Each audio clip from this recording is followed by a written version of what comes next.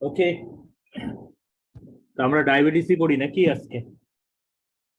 দেখি অন্য দুটা কি করা যায়।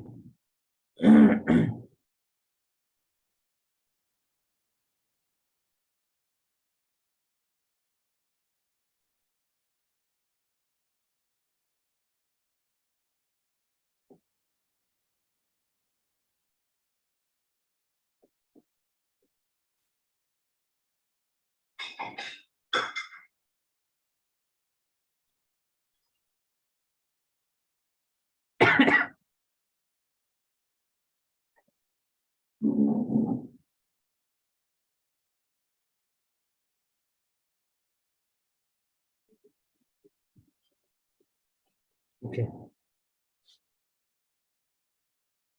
ডায়াবেটিসই পড়লাম।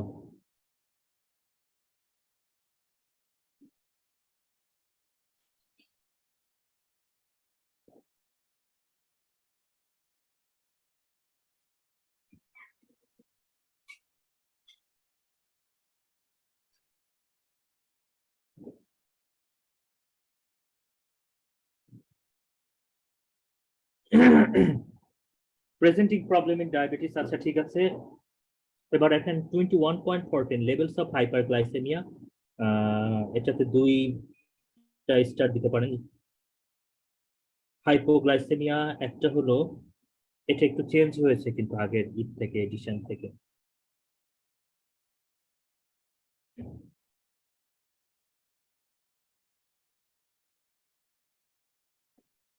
মানে এই চার্টটা নতুন অ্যাড করা হয়েছে, ঠিক আছে, newly added.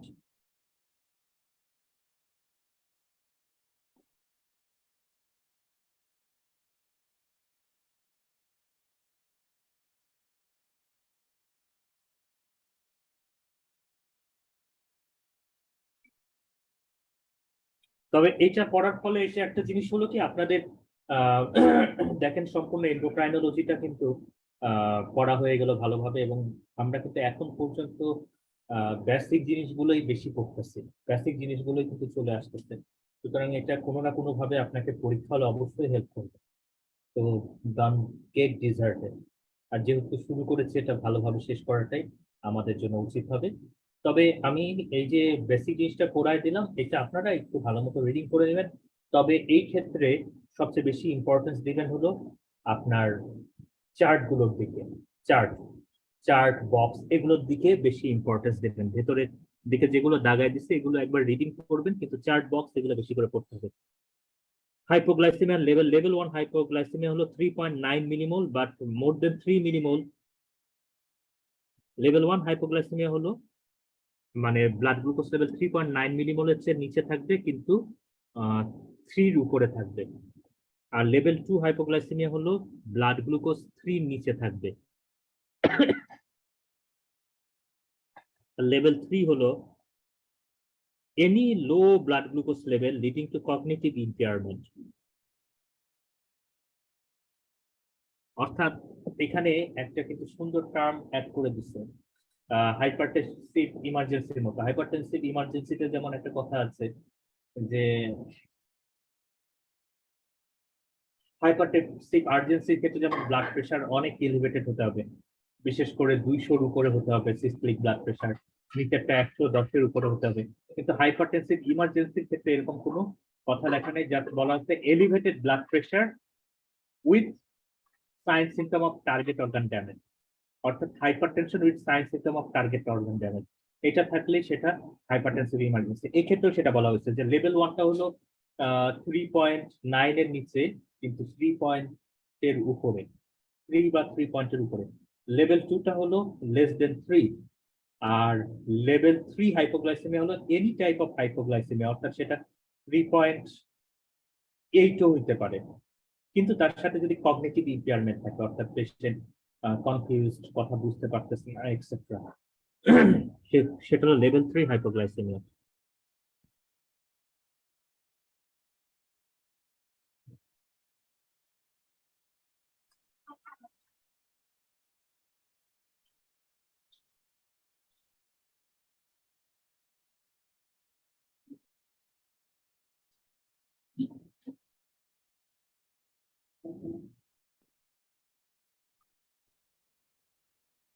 The critical importance of glucose as a fuel source for the brain means that in health, a number of mechanisms are in place to ensure that glucose homeostasis is maintained. If blood glucose falls, three primary physiological defense mechanism operates. This is very much important.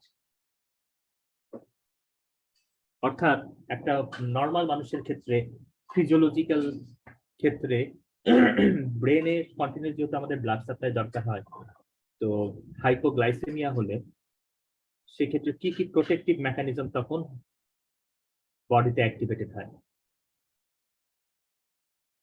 তো healthy মানুষের hypoglycaemia হতে গেলে আমাদের বডির কি কি mechanism হাইপোগ্লাইসেমিয়াকে হতে দিতে চাবে না। এক নম্বর, এখানে অবশ্যই এন্ডোজেনাস ইনসুলিন সিক্রেশন সাপ্রেসড হবে। ওকে, তারপরে ডায়াবেটোজেনিক বা ইনসুলিনের অ্যান্টাগনিস্ট যে হরমোনগুলো আছে, গ্লুকাগন, কর্টিসল, এগুলো রিলিজ হবে। Release of glucagon from pancreatic alpha sell.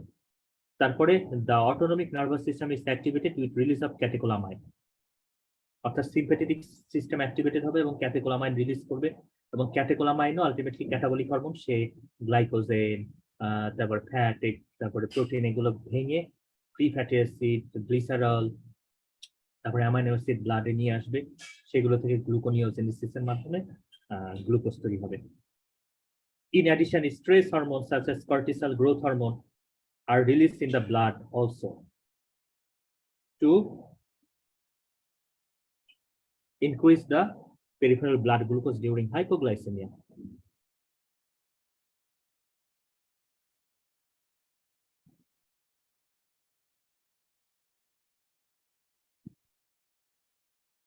এগুলো আমাদের আর লাগবে না। Most common symptoms of hypoglycemia, this is important, 3 star. এর মধ্যে অটোনমিক কিছু ফিচার আছে। Autonomic feature mainly sympathetic feature like sweating, তারপরে প্যালপিটেশন, ট্রেমলিং, পাউন্ডিং হার্ট, তারপরে হাঙ্গার, অ্যাংজাইটি, অর্থাৎ মেইনলি সিম্প্যাথেটিক। অটোনমিকের পাশে লিখে রাখেন মেইনলি সিম্প্যাথেটিক। একটা পেশেন্ট সিম্প্যাথেটিক ওভার স্টিমুলেটেড থাকলে যে ফিচারগুলো পাবো, 1 নম্বর সোয়েটিং, তারপরে ট্রেমলিং, কাপা, পাউন্ডিং হার্ট অর্থাৎ প্যালপিটেশন, হাঙ্গার আর অ্যাংজাইটি। হাঙ্গার কেন হচ্ছে? হাঙ্গার খেতে চাবে, সে ক্যালোরি ইনটেক করতে চাবে, গ্লুকোজ ইনটেক করতে চাবে, এই জন্য sweating, trembling, pounding heart, hunger and anxiety. আর নিউরোগ্লাইকোপেনিক কিছু ফিচার আমরা দেখবো, অর্থাৎ depressed brain activity like delirium, drowsiness, speech difficulty, inability to concentrate, incoordination, মানে সবই দেখেন মোটামুটি ডিপ্রেসড, যেমন delirium, drowsiness, speech difficulty, inability to concentrate, incoordination and irritability and anger. আর নন স্পেসিফিক এর মধ্যে নাউসিয়া, হেডেক, টায়ার্ডনেস, এগুলো তো থাকবেই। মেইনলি অটোনমিক এবং নিউরোগ্লাইকোপেনিক এই দুটোই ইম্পর্টেন্ট। ডিলেরিয়াম, ড্রাউজিনেস, ইনকোঅর্ডিনেশন, তারপর ইনএবিলিটি টু কনসেন্ট্রেট, এই তো।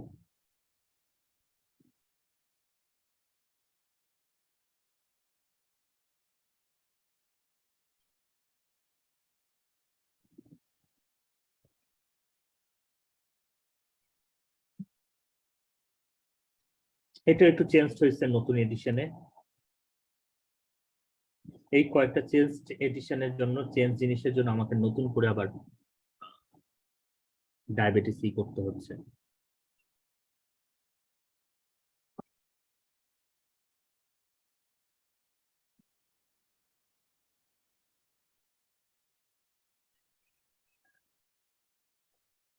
এটা কিন্তু 24তে চেঞ্জ হয়েছে, ঠিক আছে। এক্সেস ইনসুলিন, এটার কারণে হাইপোগ্লাইসেমিয়া হতে পারে। Lipoatrophy of the injection site, এটা মনে রাখতে হবে, অর্থাৎ lipohypertrophy of the injection site, যে জায়গায় ইনজেকশন নেয় সেই জায়গাটা হাইপারট্রফি হয়ে যায়, যার কারণে ওখানে ইনসুলিন স্টোরেজ হয়ে থাকে এবং সে ইররেলেভেন্টলি রিলিজ করে। দেখা যায় একসাথে অনেক ইনসুলিন রিলিজ করে ফেলছে। বেরিয়াট্রিক সার্জারি ক্যান কজ হাইপারইনসুলিনেমিয়া, এটা মনে রাখা যেতে পারে।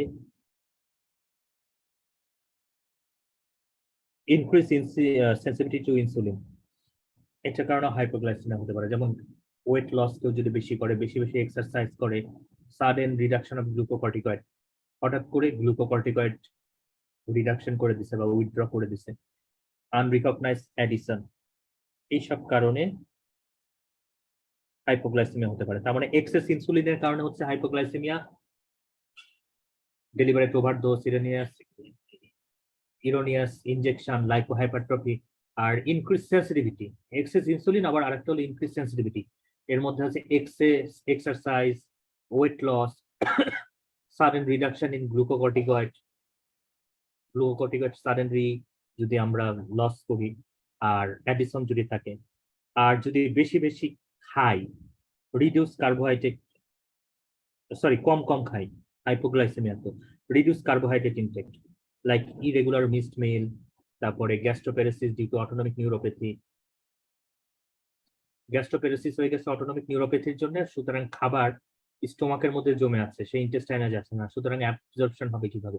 ম্যাল অবজর্পশন যদি থাকে, eating disorder like erythema, anorexia nervosa যদি থাকে, সেক্ষেত্রে কিন্তু হাইপোগ্লাইসেমিয়া হতে পারে। মোস্ট কমন কজ হলো ইরেগুলার মিসড মিল, বেরিয়াট্রিক সার্জারি, গ্যাস্ট্রোপ্যারেসিস, ম্যাল অবজর্পশন, ইটিং ডিসঅর্ডার, আর রিডিউসড গ্লুকোনিওজেনেসিস। গ্লুকোনিওজেনেসিস হয় মেইনলি লিভার দিয়ে এবং কিডনি দিয়ে।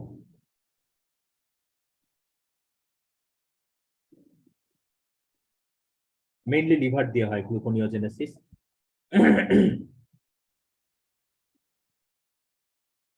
তো লিভার নষ্ট হতে পারে অ্যালকোহলের কারণে, সুতরাং অ্যালকোহল খেলে লিভার নষ্ট, so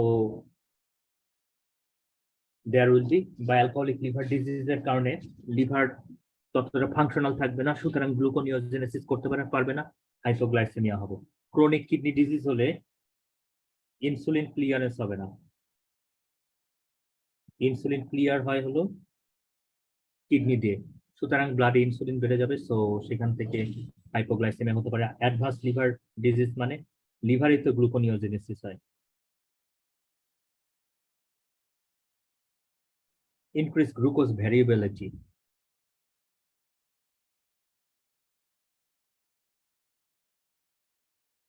absent minimal endogenous insulin secretion, তারপরে long duration of type 1 diabetes mellitus, young age onset of type 1 diabetes mellitus, increase glucose variability, এটা নতুন অ্যাড করা হয়েছে, ঠিক আছে। মানে গ্লুকোজ ভেরিয়েবিলিটির কারণে হাইপোগ্লাইসেমিক থাকতে পারে কোনো কোনো সময় patient. Reduce ability to detect hypoglycaemia, এটা একটা ইম্পর্টেন্ট কারণ। এমনিতে হাইপোগ্লাইসেমিয়া হলে মানুষ সিমটম দেখে কিন্তু সুইট কিংবা গ্লুকোজ সাবটেক্ট করে, তো সে যদি সেটা অ্যাবিলিটি তার না থাকে সেটা বোঝার, সেক্ষেত্রে কিন্তু হাইপোগ্লাইসেমিয়া আরো খারাপ হতে পারে।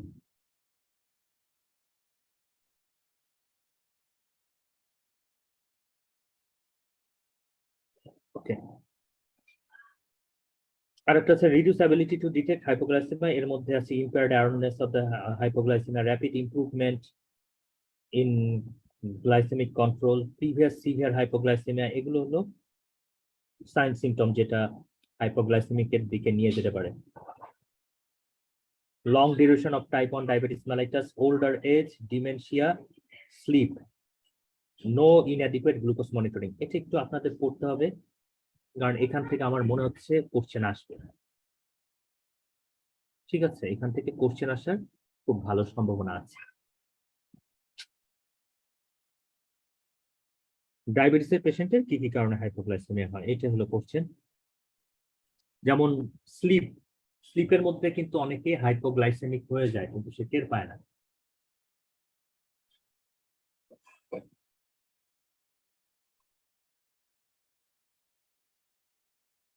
ইমার্জেন্সি ট্রিটমেন্ট অফ হাইপোগ্লাইসেমিয়া, তিনটা স্টেপ।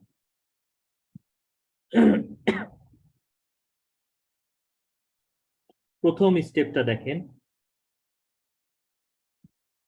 লেভেল 1 এবং লেভেল 2 এর ক্ষেত্রে ওরাল ফাস্ট অ্যাক্টিং কার্বোহাইড্রেট আমাদের নিতে হবে।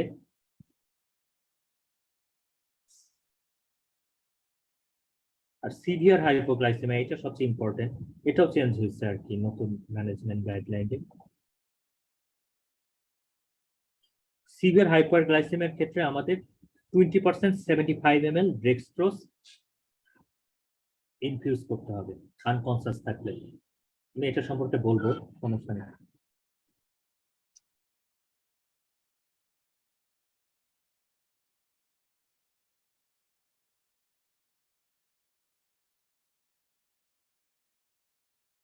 যাই হোক, এটা একবার রিডিং করবেন, বিশেষ করে সিভিয়ার হাইপারগ্লাইসেমিয়াটা ইম্পর্টেন্ট বেশি।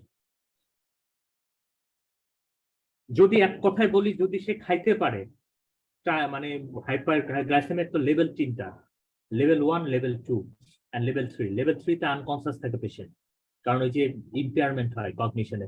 তো লেভেল 1 এবং লেভেল 2 তে পেশেন্ট যেহেতু ওরাল আপটেক করতে পারে, সুতরাং পেশেন্টকে ফার্স্ট একটিন কার্বোহাইড্রেট দিতে হবে, যেমন চিনি কিংবা একটা গ্লুকোজ ড্রিঙ্ক, এগুলো দেওয়া যেতে পারে, এইটাই।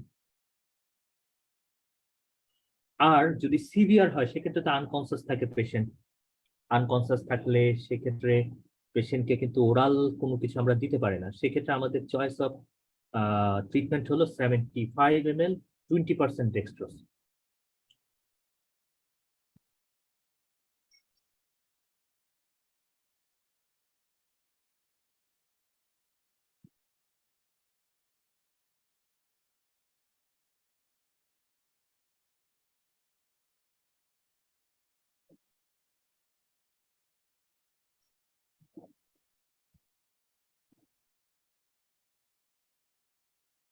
ম্যানেজমেন্ট অফ ডায়াবেটিস এর মধ্যে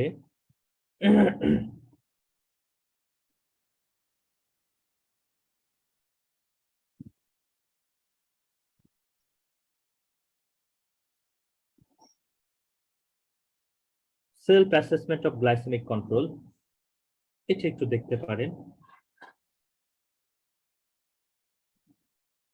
fasting or premeal, fasting or premeal blood glucose target হলো 5 থেকে 7 মিলিমোল, অর্থাৎ ফাস্টিং ব্লাড গ্লুকোজের লেভেল কত হবে? 5 থেকে 7। এটা মনে রাখতে পারি আমরা।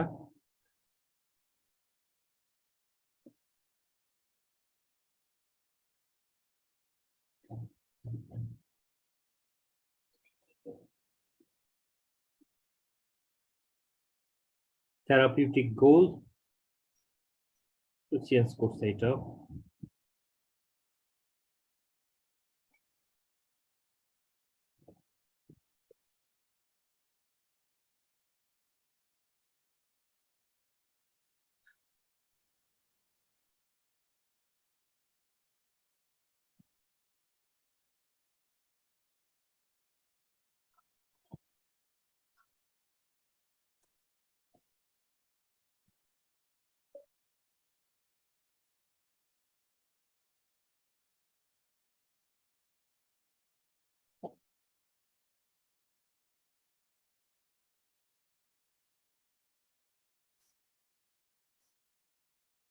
এখানে আসলে পড়ার মতো কিছুই নাই, তেমন এখানে ওভাবে কিছু দেয়নি। এই যে এটা দেখেন, target rate time to diabetes mellitus এর ক্ষেত্রে গ্লাইকেটেড হিমোগ্লোবিনের টার্গেট রেট হলো 48 মিলিমোল, এটা দাগায় ফেলেন। Therefore usual target for type 1, এটা দেখেন, এটা হলো সবচেয়ে পারফেক্ট, আমি বলে দিব এটা কি। মানে usual target of glycated haemoglobin for type 2 and type 1 diabetes mellitus হলো 53 মিলিমোল পার মোল। আর যদি হাইপোগ্লাইসেমিয়ার রিস্ক থাকে, ঠিক আছে, তাহলে টার্গেট হলো 48 মিলিমোল। আমার মনে হয় এটা ভুলে যাওয়াই বেটার আমাদের জন্য। জাস্ট এটা মনে রাখবেন যে usual target of glycated haemoglobin কত? 53 মিলিমোল পার লিটার পার মোল। কোশ্চেন এইভাবে আসতে পারে যে নর্মাল টার্গেট রেঞ্জ, একটা পেশেন্ট ডায়াবেটিস মেলাইটাস নিয়ে আসছে, সে ডায়াবেটিক ড্রাগ শুরু করছে, তার গ্লাইকেটেড হিমোগ্লোবিন লেভেল কত হলে মনে করব যে patient in his good glycemic control, 53 millimole. Okay, ভেতরে আর কিছু করার দরকার নাই, ফর গড সেক, কিছু মনে থাকবে না না হলে।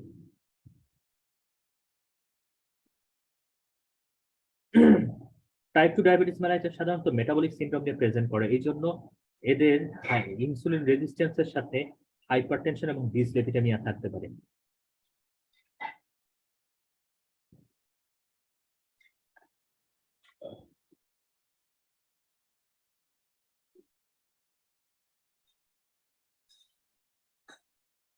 ব্লাড প্রেশার টার্গেট কত ডায়াবেটিস মেলাইটাসের পেশেন্টের জন্য? এখানে দুইটা কথাই বলা আছে, 140/80 নিচে, তবে সাম গাইডলাইনে 130/80 নিচে দেওয়া যাদের রেনাল ডিজিজ আছে। এখন আমি এক কথায় বলে দিই, যদি ডায়াবেটিক নেফ্রোপ্যাথি থাকে কারো, তাহলে তার হাইপার টেনশন বা ব্লাড প্রেশারের রেঞ্জ হবে হলো 130/80। মনে থাকবে, বলবে যে একটা পেশেন্ট ডায়াবেটিক নেফ্রোপ্যাথি নিয়ে আসছে, তার ব্লাড প্রেশার টার্গেট কত, সেটা হবে 130/80।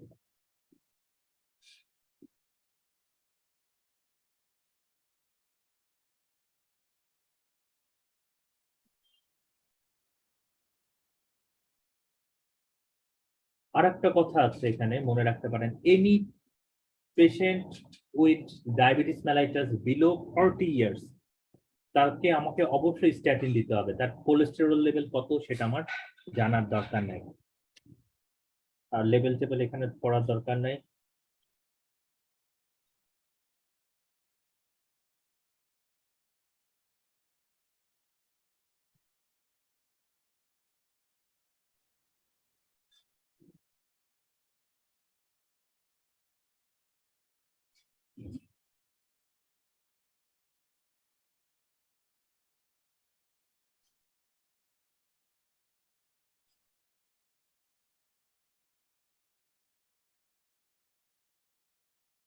Dietary management of diabetes mellitus একবার রিডিং, যেমন eat at least 5 portion of variety of fruits and vegetable every day, base milk on potato, bread, rice, pasta, এগুলো। Have some dairy and dairy alternatives, eat some beans, fish, egg, meats, etc. Unsaturated oil খাওয়া যেতে পারে। Drinks 6 থেকে 8 cups or glass of fluid per day, এবং eat less than 6 gram of salt per day.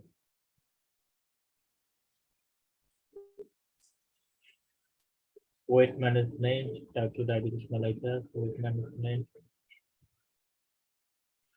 আমাদের লাগবে না।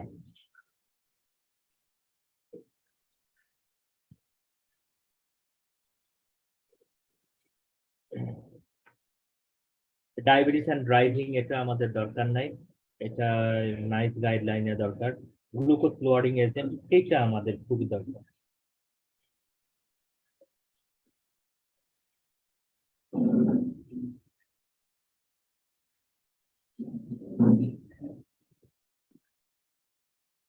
Glucose lowering agent in type 2 diabetes mellitus, এর মধ্যে দেখেন সবার আগে আহ, আবিষ্কার হয়েছিল ইনসুলিন 1922 সালে, এবং এটা সাবকিউটিনিয়াস ইনজেকশন, কস্ট হাই। বাকি সবগুলোই মেইনলি ওরাল। আর একটা সাবকিউটিনিয়াস ইনজেকশন আছে, সেটা হলো গ্লুকাগন লাইক পেপটাইড 1 রিসেপ্টর। এই কথাটা মনে রাখতে হবে, এটা প্রাইসও হাই। SGLT2 ইনহিবিটর, এটা একদম নতুন বের হয়েছে 2013 সালে। বাকি সবকিছু ওরাল আর কি।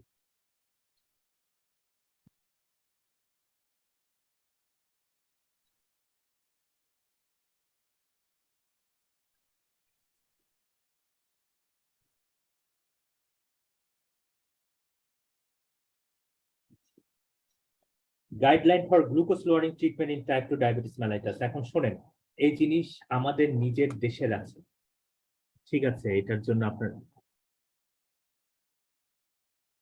ভাই রোমাডানের সাথে ডায়াবেটিসের কিডনি ডিজিজের রিলেশনটা একটু বলতে পারবেন? রামাদানের সাথে আমি ডায়াবেটিসের রিলেশনটা বলতে পারবো, কিন্তু কিডনি ডিজিজের রিলেশনটা আমি আপাতত বলতে পারতেছি না। মূল কথা হলো যে সে যত ইনসুলিন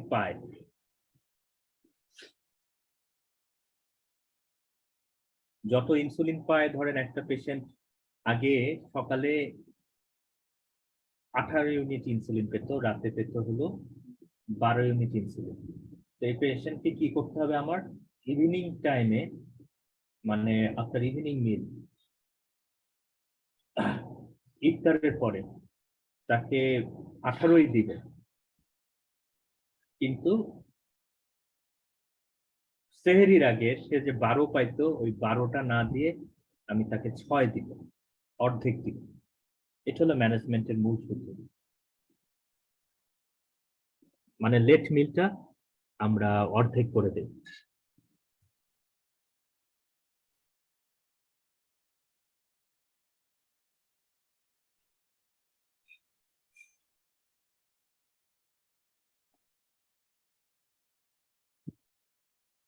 দেখেন এখানে কিছু কথা বলে দেই।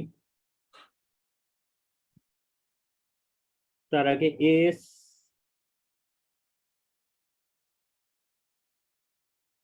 সিভিডি মানে হলো অ্যাথেরোস্ক্লেরোটিক কার্ডিওভাস্কুলার ডিজিজ, এটা মনে রাখেন।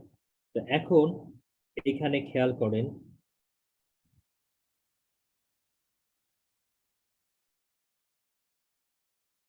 First line therapy is metformin and comprehensive lifestyle.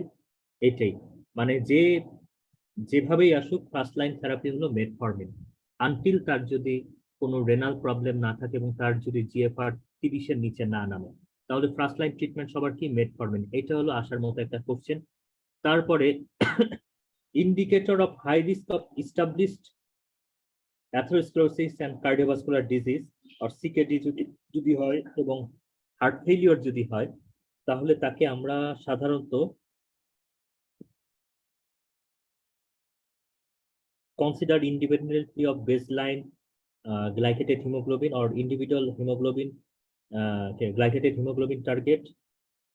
যদি দেখা যায় যে পেশেন্টের আসলে অ্যাথেরোস্ক্লেরোটিক কোনো ডিজিজ আছে লাইক মায়োকার্ডিয়াল ইনফ্রাকশন, তাহলে তার ক্ষেত্রে আমরা প্রিফারেবলি গ্লুকাগন লাইক পেপটাইড দিব, রিসেপ্টর অ্যাগনিস্ট দেব, glucagon like peptide 1 receptor against.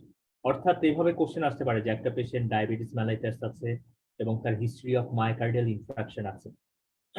আপনাদের আমি ম্যানেজমেন্ট কিন্তু ওভাবে শেখাচ্ছি না, আমি কিভাবে কোশ্চেন আসতে পারে ওইটা দেখাচ্ছি। ফার্স্ট লাইন ট্রিটমেন্ট সবার ক্ষেত্রেই হলো মেটফর্মিন। তারপরে বলবো যে একটা পেশেন্টের ডায়াবেটিস মেলাইটাস আছে, সাথে হিস্ট্রি অফ মায়োকার্ডিয়াল ইনফ্রাকশন আছে, তার ক্ষেত্রে ড্রাগ অফ চয়েস কোনটা, সেটা হবে glucagon like peptide 1 receptor against.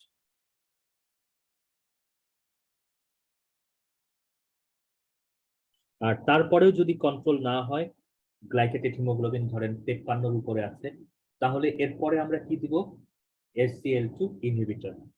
SGLT2 inhibitor তারপর আমাদের দিতে হবে। SGLT2 ইনহিবিটর কি করে, প্রক্সিমাল রেনাল টিউবুলের সোডিয়াম গ্লুকোজ ট্রান্সপোর্টারটাকে কাজ করতে দেয় না, সুতরাং সোডিয়াম গ্লুকোজ অ্যাবজর্পশন হয় না, এটা রেনাল টিউবুল দিয়ে ইউরিন দিয়ে বাইরে বের হয়ে যায়।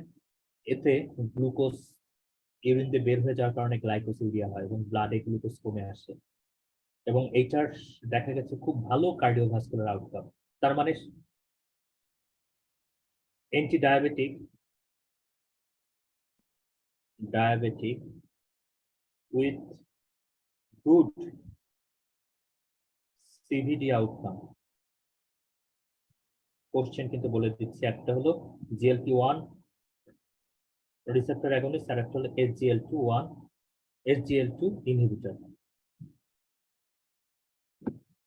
আর এখানে যদি দেখি আমরা যে হার্ট ফেলিওর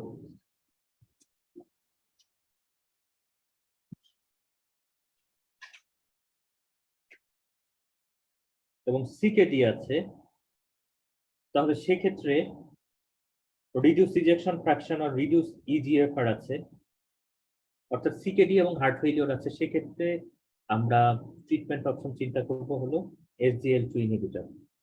কারণ কি, কারণ SGL2 ইনহিবিটর সোডিয়াম এবং গ্লুকোজকে রিঅবজর্পশন হতে দেয় না, সুতরাং সোডিয়াম গ্লুকোজ ইউরিন দিয়ে বের হয়ে যায়, এবং সোডিয়াম গ্লুকোজ ইউরিন দিয়ে বের হওয়ার সময় সে ওয়াটার অসমোটিক প্রেসার জেনারেট করে ওয়াটার নিয়ে বের হয়, এতে কিছুটা জিএফআর বাড়ে, এই জন্য আমরা হার্ট ফেলিওর। সুতরাং এখানে ডায়াবেটিস হচ্ছে কিন্তু একটু, কারণ সোডিয়াম গ্লুকোজ বের হয়ে যাচ্ছে, সুতরাং সাথে ওয়াটার বের হয়ে যাচ্ছে, সুতরাং হার্ট ফেলিওরে যে আপনার কার্ডিওভাস্কুলার সিস্টেম কনজাস্টেড হয়ে আছে সেটা কিন্তু কিছুটা লোপ পায়, এবং সিকেডিতে যে ইউরিন প্রোডাকশন কম হচ্ছে এটাও কিন্তু একটু লোপ পায়, কারণ ডায়াবেটিসের কারণে ইউরিন প্রোডাকশন সেক্ষেত্রে ভালো হতে পারে, এটা মনে রাখতে হবে, খুবই ইম্পর্টেন্ট। আর এটা হলো উল্টো, তারপরেও যদি দেখা যায় যে গ্লাইকেটেড হিমোগ্লোবিন টার্গেটের উপরে আছে, সেক্ষেত্রে আমরা glucagon like peptide receptor against দিব। তার মানে a patient with diabetes came to you with glycated hemoglobin level 63, he is a known case of left ventricular failure or chronic heart failure. Which one of the following oral hypoglycemic drug you want to prescribe in this patient? এইভাবে question আসবে। আর আরেকদিকে বলবে patient blood glucose এরকম elevated নিয়ে আসছে, তার previous myocardial ইনফেকশনের একটা history ছিল, তুমি কোন ওষুধটা সিলেক্ট করবে? তখন আমরা কিন্তু GLP-1 রিসেপ্টর অ্যাগনিস্টের কথা বলবো।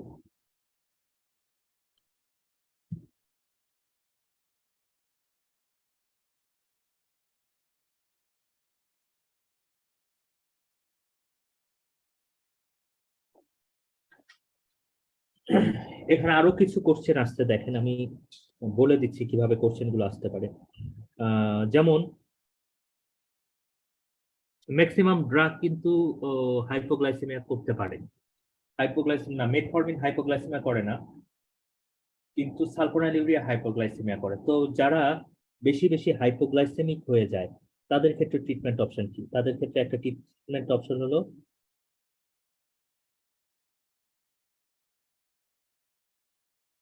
ডাইপেপটাইডেল পেপটাইডেস 4 ইনহিবিটর। এটা নিয়ে আমরা সামনে পড়বো, সমস্যা নাই, তখন জানতে পারবো যে এইটা এই ডাইপেপটাইডাল পেপটাইডেস ইনহিবিটর 4 ইনহিবিটর, এরা মেইনলি মানে ডাইপেপটাইডাল পেপটাইডেস 4 এই এনজাইমটা মেইনলি গ্লাইকোজেন লাইক পেপটাইড এবং গ্লুকোজ কি বলে গ্যাস্ট্রিক ইনহিবিটরি পেপটাইড, এই দুটোকে ব্রেক ডাউন করে। তার মানে সেক্ষেত্রে ইনক্রিটিং ইফেক্ট কিন্তু কমে যাওয়ার কথা। তো যখন এই এনজাইমটার ইনহিবিটর আমরা ইউজ করব, তখন there will be increase GLP and GIP level and they will exert more increting effect on beta cell to release insulin, and সেই ইনক্রিজ ইনসুলিনের জন্য কিন্তু পেশেন্টের গ্লুকোজটা কন্ট্রোলে আসবে। তো যাই হোক, যদি হাইপোগ্লাইসেমিয়া থাকে তাকে আমরা কি কি অপশন দিব? GPP4-1 ইনহিবিটর দিব, যেটা গ্লিপটিন নামে পাওয়া যায়, গ্লিপটিন। তারপরে GLP-1 রিসেপ্টর অ্যাগনিস্ট দিতে পারি, এক্সেনাটাইড নামে যেটা পাওয়া যায়, কিংবা SGL2 ইনহিবিটর দিতে পারি। তার মানে oral hypoglycaemic drug with no hypoglycaemia, এর মধ্যে আছে DPP4 ইনহিবিটর, GLP-1 ইনহিবিটর, না GLP-1 receptor against and SGLT2 inhibitor. এটা লিখে রাখতে হবে। আর ওয়েট লস করে কারা, খুবই ইম্পর্টেন্ট। বলবো যে একটা পেশেন্ট ডায়াবেটিস নিয়ে আসছে এবং সে মোটামুটি ভালো লেভেলের মরবিডলি ওবেস, কোন ওষুধটা আমরা তাকে প্রেসক্রাইব করব? ওয়েট লসের কথা যদি আসে, ওয়েট লসের কথায় একটা ওষুধের নামই সবচেয়ে ভালো মনে রাখবেন, মেটফরমিন না, কিন্তু metformin weight neutral, weight loss করে মেইনলি GLP রিসেপ্টর অ্যাগনিস্ট। আর সেকেন্ড কেউ যদি করে থাকে সেটা হলো SGLT2 ইনহিবিটর, SGLT2 ইনহিবিটর। এই তো এইটুকু, এই পর্যন্ত এইভাবে মনে রাখলেই হবে। Compelling need to promote weight loss. আর যাদের কস্ট একটা মেজর ইস্যু, তাদের ক্ষেত্রে আমরা সালফোনাইলুরিয়া, তারপরে থায়াজোলিডিলেডায়াম, এগুলো চয়েস করতে পারি।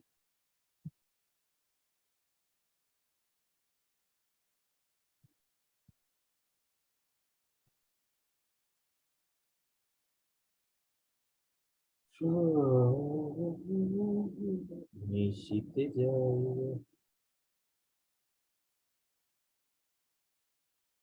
শোনেন, ডায়াবেটিসের ম্যানেজমেন্ট যদি করতে চান, আমি যদি কখনো ওয়ার্কশপ করি, ওইটা দেখে ইউ উইল বি স্যাটিসফাইড, কারণ আমি আমার লোকাল গাইডলাইন ফলো করব। তখন আপনি ভালো বুঝতে পারবেন।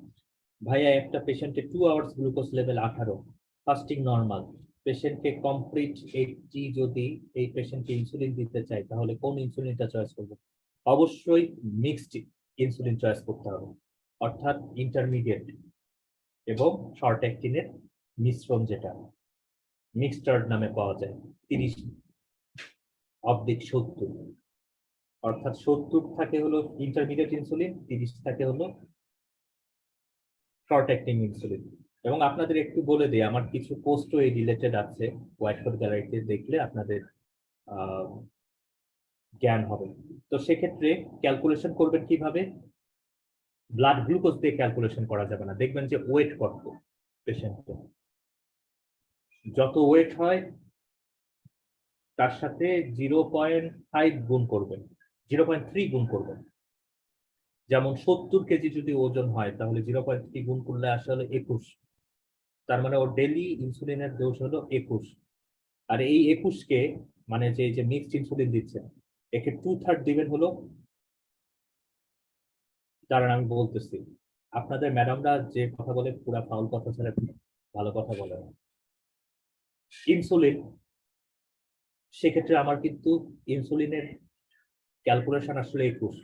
তো নিয়ম যেটা, সেটা হলো যে সকালবেলা এই 21 ইউনিট ইনসুলিনের 2/3 দিতে হবে, আর রাতে 1/3 দিতে হবে। তাহলে 21 ইনসুলিনের 2/3 হলো 14, তার মানে সকালে পেশেন্টটা নিবে 14, রাতে নিবে হলো 7। এখন দেওয়ার পরেও পেশেন্টের কন্ট্রোল নাও হতে পারে, সেক্ষেত্রে আমি কি করব, 2 ইউনিট করে বাড়াতে থাকবো, সকালে 2 ইউনিট বাড়াবো, রাতে 2 ইউনিট বাড়াবো। এভাবে করতে করতে আমার কন্ট্রোল লেভেল কত? আমার কন্ট্রোল লেভেল হলো গ্লাইকেটেড হিমোগ্লোবিন লেভেল 6 এবং ফাস্টিং ব্লাড গ্লুকোজ লেভেল 7 আর র্যান্ডম ব্লাড গ্লুকোজ লেভেল 8। মানে আমি এটা বললাম, আমরা ভাবেন না যে আমি ম্যানেজমেন্টটা পারি না। এইটা আমি যতটুকু বললাম এটা মাথায় রাখলেও হবে। মেটফর্মিন ওয়েট নিউট্রাল হলে পিসিওএস এ অনেক ম্যামরা বলে যে মেটফর্মিন দিলে ওয়েট কমবে, এটা কি ঠিক? এরা যারা বলে তাদের আমার কিছু বলার নাই। এখন একটা কথা বললে তো আপনারা অনেকেই খেপে যেতে পারে, কিন্তু আসলে গাইনিক ম্যাডামরা, আই শুডন্ট কমেন্ট, কি বলে নিজেরাও জানে না।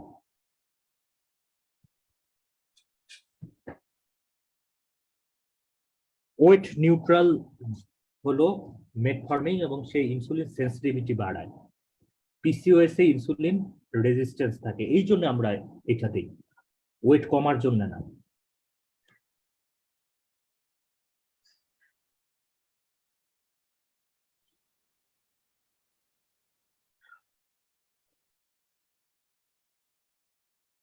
তো আমি কিন্তু মোটামুটি যা যা এখান থেকে দরকার দেখাই দিলাম, 3টা step.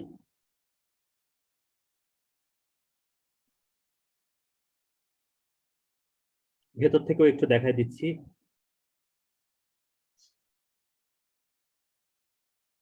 Unlike microvascular complication, it cannot be assumed that all agents that lower glucose also reduce rate of macrovascular complication like myocardial infarction, stroke.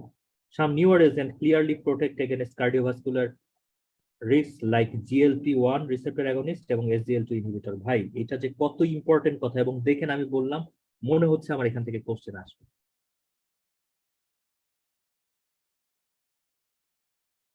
ভাই ফার্মাকোলজিতে মেটফর্মিন মেটালিক টেস্ট করে, এই জন্য ওয়েট কমে, এটা কি কোনো যুক্তি বলেন? এটা কোন জায়গায় যুক্তি? এটা কোন জায়গার যুক্তি বলেন? আমি তো মানে কি বলবো, কিছু বলার নাই। এই যে এখানে আপনাদের মেটফর্মিনের এখানে যেটা লেখা আছে দেখেন,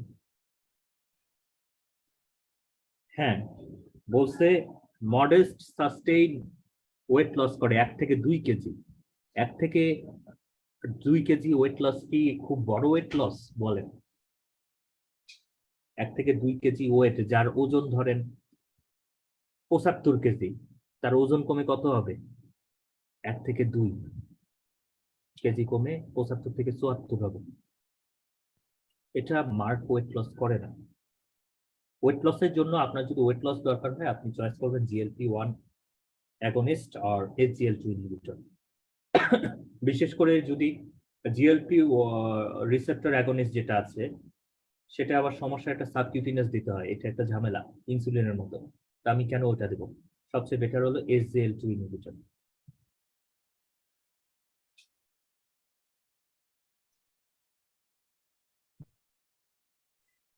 তো মাইক্রোভাস্কুলার এর জন্য সবচেয়ে ভালো হলো GLP-1 রিসেপ্টর অ্যাগনিস্ট এবং SGLT2 ইনহিবিটর ভালো, বাট এরা মোস্ট এক্সপেন্সিভ।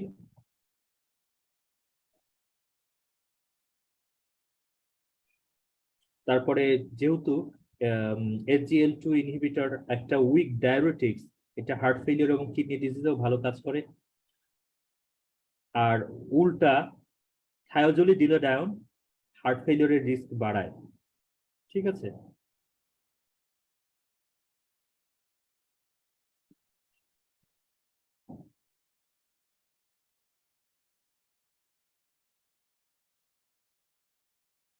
এবার আসেন আপনাদের মেটফরমিন নিয়ে কথা বলি।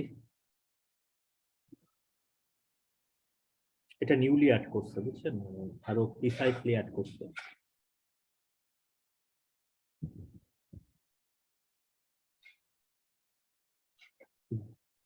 বাইগুয়ানাইট, মেটফরমিন হলো অনলি বাইগুয়ানাইট অ্যাভেলেবল। এটা মাইক্রোভাস্কুলার কমপ্লিকেশন ভালো কমায়। মেকানিজম অফ অ্যাকশন জানা নাই, তবে এটা ইনসুলিন সেন্সিটাইজার হিসেবে কাজ করে। মেইন ইফেক্ট হলো ফাস্টিং গ্লুকোজের উপরে।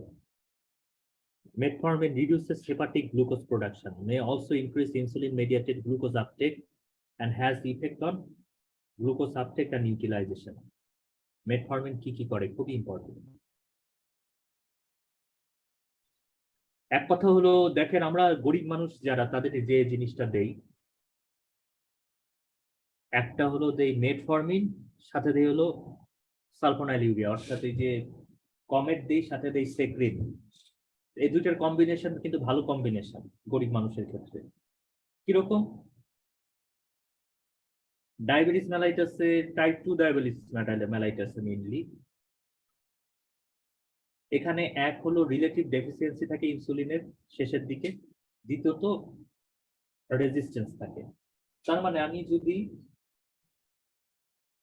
মেটফরমিন দেই তাহলে সেন্সিটিভিটি বাড়তেছে ইনসুলিনের, আবার সালফোনাইল ইউরিয়া কি করতেছে, এন্ডোজেনাস ইনসুলিন প্রোডাকশন বাড়াচ্ছে, রিলিজ বাড়াচ্ছে।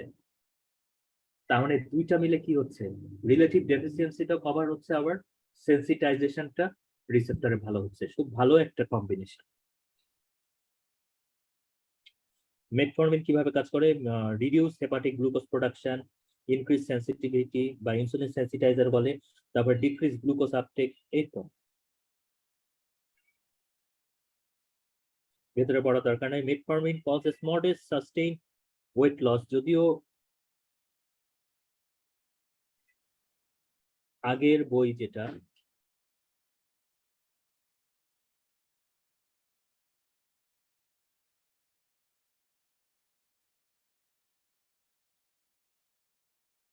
আগেরটায় দেওয়া আছে হলো weight neutral or cause weight loss does not cause, or causes weight loss does not cause hypoglycemia। অর্থাৎ আগেরটা ছিল ওয়েট নিউট্রাল আগের এডিশনে, এটা নতুন করে একটু বলা হচ্ছে যে এটা মডেস্ট সাস্টেইন ওয়েট লস করতে পারে, অন এভারেজ 1 থেকে 2 কেজি। 1 থেকে 2 কেজি বড় কোনো ওয়েট লস না।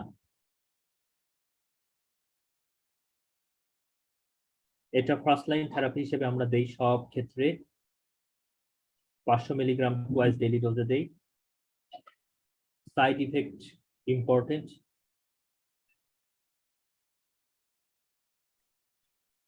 এটা হাইপার ল্যাকটেমিয়া করে, মনে রাখতে হবে, ল্যাকটিক অ্যাসিডোসিস করতে পারে, এবং এটা 30 ml জিএফআর এর নিচে আমরা দিব না। Metformin is contraindicated in patient with significant hepatic function, কারণ এই ল্যাকটিক অ্যাসিডকে মেটাবলাইজ করে হলো লিভার। তো যখন ল্যাকটিক অ্যাসিড ভালো থাকবে না, তখন আপনার ল্যাকটিক অ্যাসিডোসিস ক্লিয়ার করা যাবে না। সুতরাং metformin is contraindicated in patient with hepatic dysfunction, যে অনেক বেশি মদ খায় তাদের, কারণ এই ক্ষেত্রে ল্যাকটিক অ্যাসিডোসিস ডেভেলপ করতে পারে। মনে রাখতে হবে হেপাটিক ডিসফাংশন মানে সিএলডির একটা পেশেন্টকে আমরা এটা দিব না। সালফোনাইল ইউরিয়া, এটা নিয়ে অলরেডি ডিটেলস কথা বলা হয়েছে। মেকানিজম অফ অ্যাকশন হলো ক্লোজিং প্যানক্রেটিক বেটা সেল এপিটি সেন্সিটিভ পটাশিয়াম চ্যানেল। এটা হলো ইনসুলিন সিক্রেটগক্স, অর্থাৎ যে ইনসুলিন সিক্রেশন বাড়ায়। তার মানে এটা হাইপোগ্লাইসেমিয়া করবে না করবে না, মেটফর্মিন যেমন হাইপোগ্লাইসেমিয়া করে না, এটা কি হাইপোগ্লাইসেমিয়া করবে নাকি করবে না?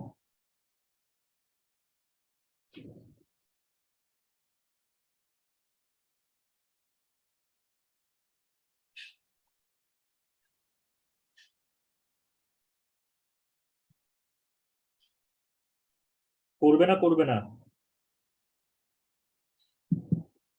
সালফোনিলুরিয়া ইনসুলিন সিক্রেট করতেছে, এন্ডোজেনাস ইনসুলিন যা সিক্রেট করতেছে ATP sensitive potassium channel close করে। সো সে অবশ্যই ইনসুলিন সিক্রেট যেহেতু করতেছে, অবশ্যই সে হাইপোগ্লাইসেমিয়া করতে পারে। এবং ইনসুলিনের যে সাইড ইফেক্ট গুলো আছে, ওয়েট গেইন, এই ঝামেলাগুলো কিন্তু এখানে আমরা পাবো।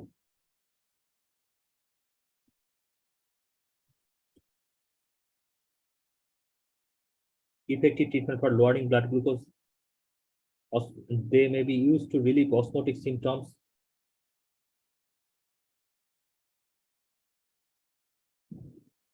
এটা সাধারণত মেটফর্মিনের সাথে অ্যাড করা হয় অ্যাড অন থেরাপি হিসেবে।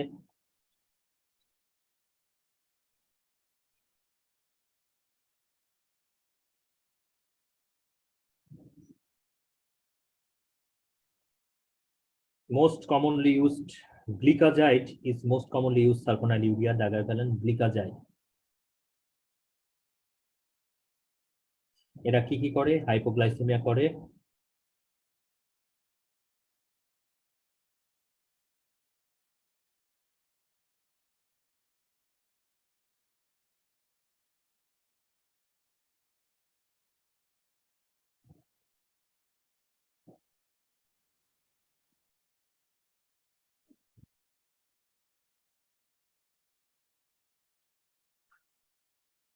মেইন অ্যাডভার্স ইফেক্টটা দেখেন। এক নম্বর হলো ইনসুলিন রিলেটেড, দুইটা হাইপোগ্লাইসেমিয়া এবং ওয়েট গেইন, বাস। থায়োজোলিডিলেডায়ন, এখান থেকে কোশ্চেন আসতে পারে। থায়োজোলিডিলেডায়ন, যেটাকে গ্লিটাজন নামে পরিচিত, অ্যাক্টিভেট কিভাবে কাজ করে এটা পড়তে হবে। Activate peroxisome proliferator activator receptor gamma.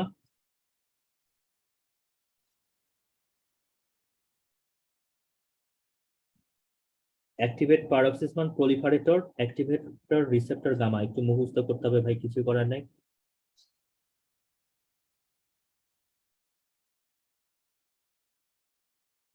Thiazolid delay down decrease circulating concentration of free fatty acids, enhancing action of the endogenous insulin. তো ইনসুলিনের এন্ডোজেনাস ইনসুলিনের অ্যাকশন যখনই সে বাড়াবে, সুতরাং তার বডি ওয়েট গেইন করবে। ক্লিনিক্যাল ইউজ, পপুলার ড্রাগ হলো রসিগ্লিটাজন আছে এর মধ্যে, এখন আর সাধারণত এটা ইউজ করা হয় না। কেন? এটা কার্ডিয়াক ফেলিওরকে এক্সাজারেটেড করে, ফ্লুইড রিটেনশন করে, বোন ফ্র্যাকচারের রিস্ক বাড়ায়। এই যে সাইড ইফেক্ট গুলো খুবই ইম্পর্টেন্ট, এখন যেগুলো পড়াচ্ছি এগুলো ক্লিনিক্যালি খুব ইম্পর্টেন্ট, ঠিক আছে? তার মানে মেটফরমিনের সাইড ইফেক্ট হলো ল্যাকটিক অ্যাসিডোসিস এবং হেপাটিক ডিসফাংশনে তাকে দেওয়া যাবে না। সালফোনিলুরিয়া কি করতেছে? Hypoglycaemia, weight gain. আর থায়াজোলিডিলেডায়ন এরা হলো ফ্লুইড রিটেনশন করে, সুতরাং হার্ট ফেলিওরের পেশেন্টকে দেওয়া যাবে না এবং রিস্ক অফ বোন ফ্র্যাকচার বাড়ায় দেয়, পসিবলি ব্লাডার ক্যান্সার করে, ঠিক আছে? এটা একটু মনে রাখতে হবে, হার্ট ফেলিওরে দেওয়া যাবে না। আর একটা আছে ডিপিপি কোর ইনহিবিটর, এটা অলরেডি আমি মেকানিজম বলছি, যে আমাদের দুইটা ইনক্রিটিং হরমোন আছে, এই আপনারা বোঝেন তো, ইনক্রিটিং হরমোন GLP-1 এবং GIP, এরা গাট হরমোন, যেটা রিলিজ হয় ওরাল গ্লুকোজ যখন ডিওডেনামে পৌঁছায় তখন, এবং তারা আলটিমেটলি ব্লাডে মিশে বেটা সেলের ওখানে যায় এবং বেটা সেল থেকে রিলিজ করে ইনসুলিন, এই জন্য এটাকে ইনক্রিটিং হরমোন বলে। তবে এই দুটো হরমোন যে আছে, glucagon like peptide 1 and GIP, এরা একটা সময় পরে ডিস্ট্রাকশন হয়ে যায় যে এনজাইম দিয়ে, সেই এনজাইমের নাম হলো ডাইপেপটাইডাল পেপটাইড স্পোর। এই এনজাইমটার নাম হলো ডাইপেপটাইডাল পেপটাইড স্পোর। এরা মেইনলি এই দুইটা গাট হরমোনকে ডিস্ট্রাকশন করে। এখন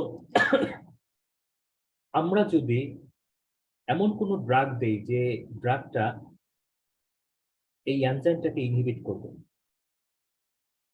যেমন জিএলপি মানে DPP4 ইনহিবিটর, তাহলে কি হবে? এই এনজাইমটা ইনহিবিটেড হবে, সুতরাং GLP-1 GIP এরা ব্রেকডাউন হতে পারবে না। ব্রেকডাউন না হলে এদের কনসেন্ট্রেশন বেড়ে যাবে। এরা কনসেন্ট্রেশন বেড়ে গেলে এদের ইনক্রিজিং ইফেক্ট বেড়ে যাবে। ঠিক আছে, এরা ইনসুলিন সিক্রেশন বাড়ায় দিবে। এটি হলো মেকানিজম অফ অ্যাকশন। এদের আমরা গ্লিপটিন বলি, যেমন সিটাগ্লিপটিন, বিটাগ্লিপটিন।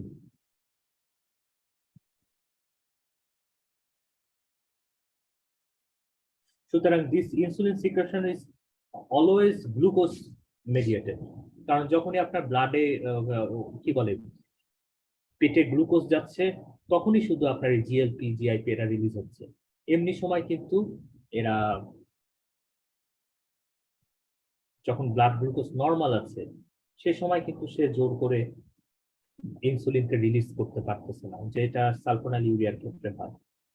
সুতরাং এটা সাধারণত minimal risk of hypoglycaemia follow করে। ক্লিনিক্যাল ইউজ সিটাগ্লিপটিন, ভিটাগ্লিপটিন, লিনাগ্লিপটিন, এগুলো all are well tolerated and neutral effect on weight, but are less potent than GLP receptor agonist.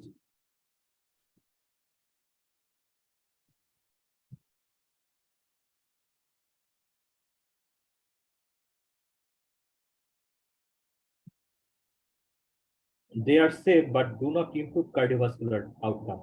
কারণ কার্ডিওভাস্কুলার আউটকাম কারা কারা বাড়ায়? অলরেডি কিন্তু পড়াইছি, কার্ডিওভাস্কুলার আউটকাম কারা বাড়ায়? দুইজন বাড়ায়, একটা হলো GLP-1 রিসেপ্টর অ্যাগনিস্ট আর একটা হলো SGLT2 ইনহিবিটর।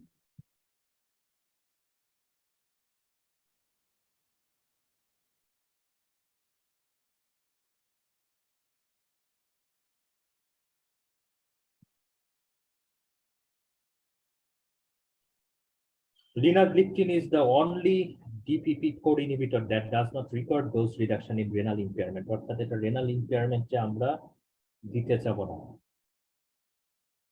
এটা তেমন একটা অ্যাডভার্স ইফেক্ট আমরা দেখতেছি না। GLP-1 receptor agonist. Action of incretin based therapy, এটা খুব ইম্পর্টেন্ট, নিউলি অ্যাডেড।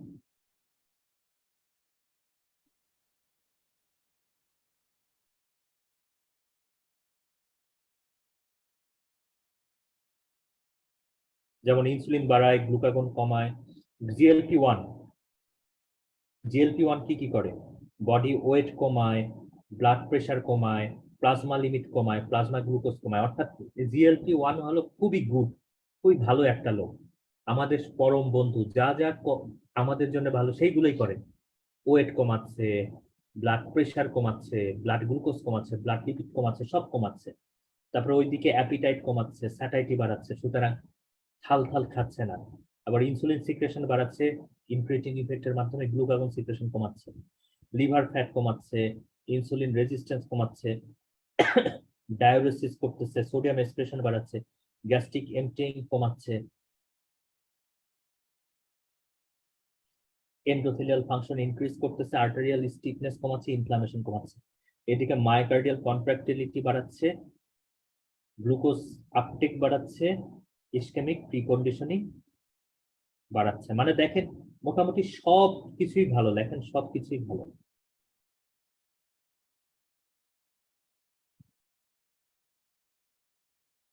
সবকিছুই ভালো লেখে 3টা স্টার দিয়ে করে ফেলেন। আপনার জন্য যেগুলো ভালো সবকিছুই করতেছে সে।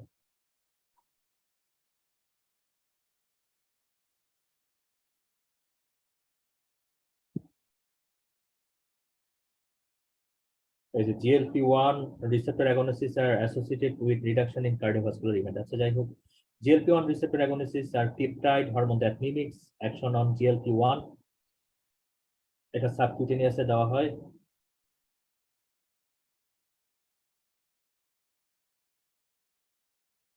এক্সেনাটাইড নামে পাওয়া যায়। এটার DPP-4 ইনহিবিটর থেকে গ্রেটার পটেন্সি থাকে,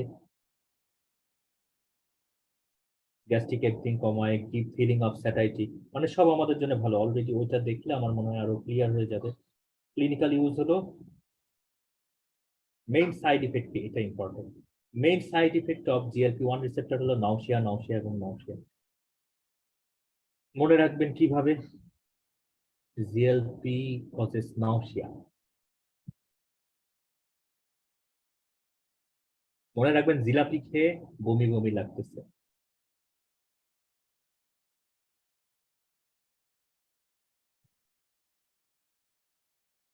জিলাপি খায় বমি বমি লাগতেছে, এইভাবে মনে রাখা ছাড়া তার কোনো উপায় দেখতেছি না। অর্থাৎ GLP-1 against main side effect হলো নাউসিয়া।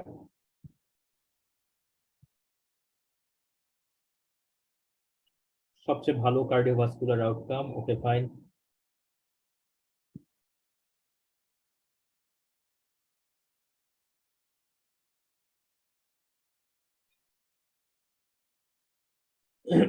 আর একটা রিস্ক আছে,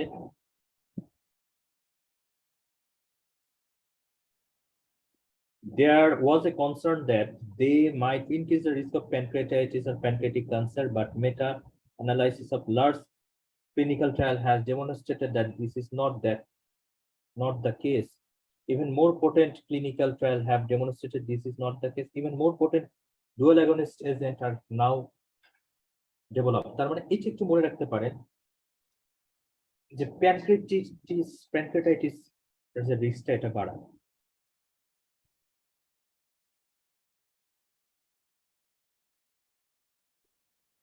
risk GLP, GLP, E for pancreatitis,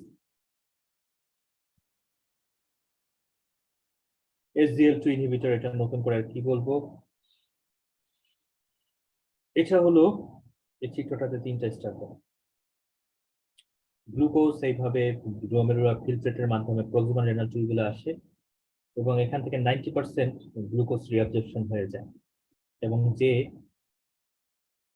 ট্রান্সপোর্টারের মাধ্যমে অ্যাবজর্পশন হয় সেটা হলো সোডিয়াম গ্লুকোজ কো ট্রান্সপোর্টার। তো এই ট্রান্সপোর্টারটা যখন কাজ করবে না তখন গ্লুকোজ রিঅ্যাবজর্পশন না হতে পেরে বাইরে বের হয়ে ইউরিন দিয়ে বাইরে বের হয়ে চলে যাবে। নর্মালি সম্পূর্ণ গ্লুকোজ রিঅ্যাবজর্পশন হয় প্রক্সিমাল টিউবুল দিয়ে। তো যখন SGL2 ইনহিবিটর দেওয়া হয় তখন কি হচ্ছে, সোডিয়ামও অ্যাবজর্পশন হতে পারতেছে না, গ্লুকোজ অ্যাবজর্পশন হতে পারতেছে না। সুতরাং সোডিয়াম এবং গ্লুকোজ দুইটাই ইউরিন দিয়ে বের হবে, ন্যাট্রিউরেসিস হবে। ন্যাট্রিউরেসিস হওয়া মানে হলো ইউরিন দিয়ে সোডিয়াম বের হয়ে যাচ্ছে, সাথে ওয়াটার বের হবে, সুতরাং ব্লাড প্রেশার কমে যাবে। সুতরাং হার্ট ফেলিওরের জন্য এটা ভালো। আর ওইদিকে গ্লাইকোসিলিয়া হচ্ছে, গ্লাইকোসিলিয়া হওয়া মানে হলো ক্যালোরি লস হচ্ছে, ক্যালোরি লস হওয়া মানে ওয়েট লস। সুতরাং একসাথে কার্ডিয়াক এবং রেনাল প্রোটেকশন দুটোই দিচ্ছে এটা। কিন্তু এটার একটা সাইড ইফেক্ট আছে, এটার কারণে জেনিটাল ইনফেকশন হয়। কারণ জেনিটাল ট্র্যাক্ট সবসময় গ্লুকোজ এক্সপোজারে থাকার কারণে গ্লাইকোসিলিয়া হচ্ছে যে তাদের জেনিটাল ইনফেকশনের চান্স বেড়ে যায়। ইমফাগ্লোফিসিন নামে পরিচিত, অলরেডি এগুলো ব্যাখ্যা করা হয়েছে। SGL2 inhibitor acts by lowering the renal threshold for glucose excretion such that typically 20% of the filtered glucose is not absorbed. আগে যেখানে 100% অ্যাবজর্পশন হতো এখন 75% অ্যাবজর্পশন হয়, মানে 25% গ্লুকোজ আপনার লস হয়। সুতরাং ক্যালোরি লস হচ্ছে প্রতিদিন, ক্যালোরি লস হলে আলটিমেটলি ভালো, যত ক্যালোরি লস হবে তত কার্ডিওভাস্কুলার রিস্ক কমবে।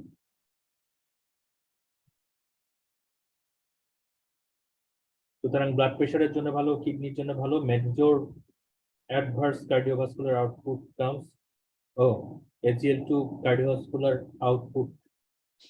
আউটকামকে ভালো করে এবং রেনো প্রোটেক্টিভ, দুইটা জিনিসই মনে রাখতে হবে।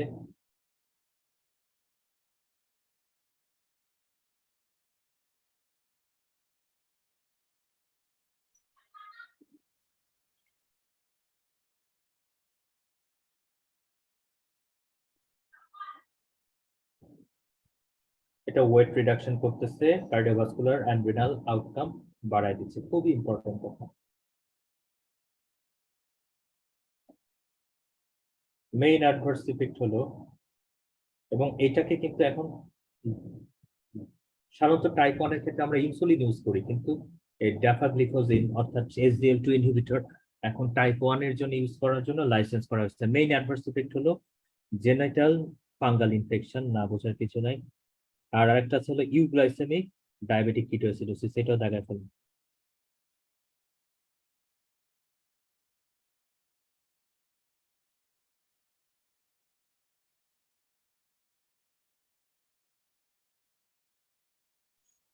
ইনসুলিন থেরাপি,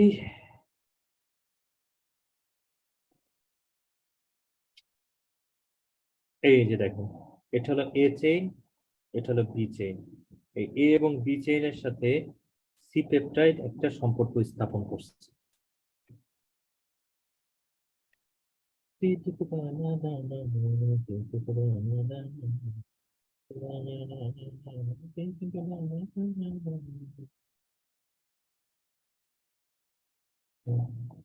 मेरा पप्पू तू ऐसा काम करेगा,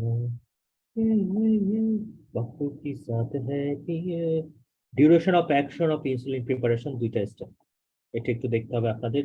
র্যাপিড অ্যাক্টিং কারা, লিস্প্রো অ্যাসপার্ট, আর শর্ট অ্যাক্টিং কারা, ইন্টারমিডিয়েট অ্যাক্টিং কারা, লং অ্যাক্টিং কারা। ভেতরে পড়ার দরকার নাই কোনো, এটা নতুন example of bolus insulin calculation. আচ্ছা,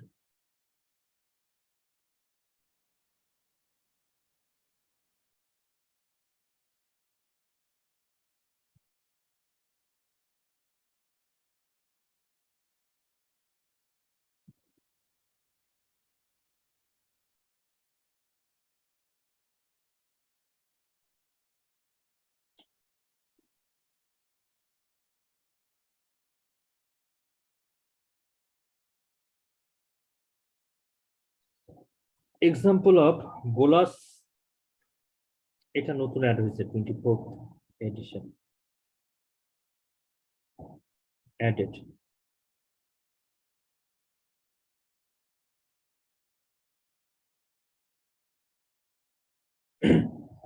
bolus insulin dose calculation. You are about to eat a meal with 60-gram carbohydrate. Your P-meal blood glucose is 13 millimole per liter. Your personalized diabetes data, insulin to carbohydrate ratio 1:10, insulin sensitization factor 3, যেটা আসলে ওইভাবে বের করা আমাদের জন্য, মানে নিজে যখন ইউজ করব, করতে করতে দেখা এক সময় কিন্তু বোঝা যাবে যে আমি 1 ইউনিট ইনসুলিন নিলে, মানে 3 ইউনিট ইনসুলিন নিলে বা 1 ইউনিট ইনসুলিন নিলে 3 মিলিমোল পার লিটার কমতেছে। এটা হলো insulin sensitisation factor.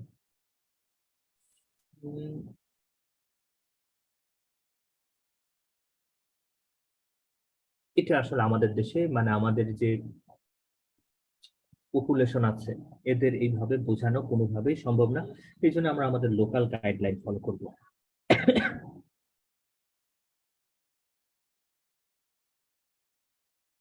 Blood glucose target কত? ওই যে আমি বলে দিছিলাম 7 মিলিমোল, এটা মনে রাখবেন।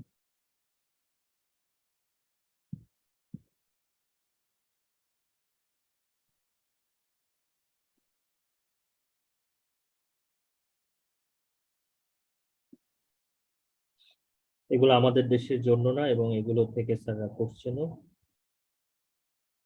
করবে না।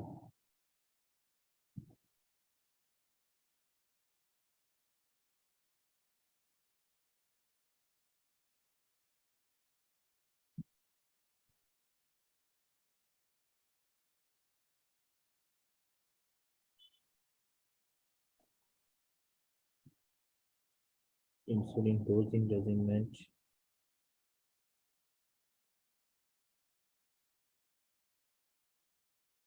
অনেক আগায় গেছে এখন বিশ্ব, দেখেন এখন আইলেটস আপনার ট্রান্সপ্লান্টও করা হয়।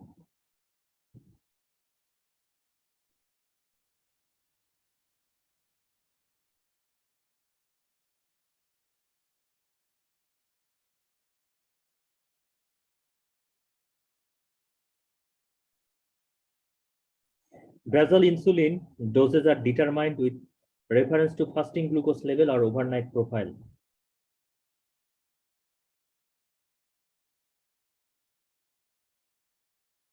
Basal insulin মানে হলো সবসময় আমাদের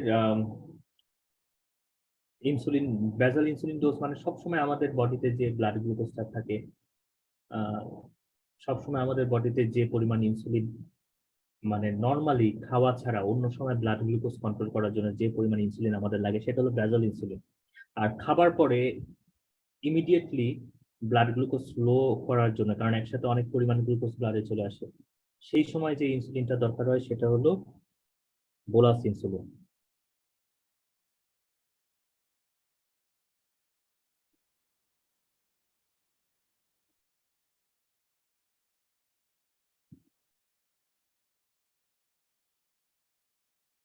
এই যে twice daily administration of short acting and intermediate acting insulin আমরা কম্বিনেশনে দেই বিফোর ব্রেকফাস্ট অ্যান্ড ইভিনিং মিল।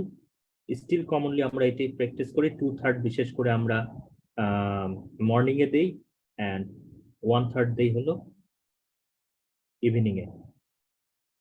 বিশেষ করে এটা পাওয়া যায় হলো শর্ট অ্যাক্টিং এবং ইন্টারমিডিয়েট অ্যাক্টিং 3:30:1, অর্থাৎ শর্ট অ্যাক্টিং 30 সাথে 70 ইন্টারমিডিয়েট। ইনসুলিন পাম্প টাম এগুলো আমাদের দরকার নাই।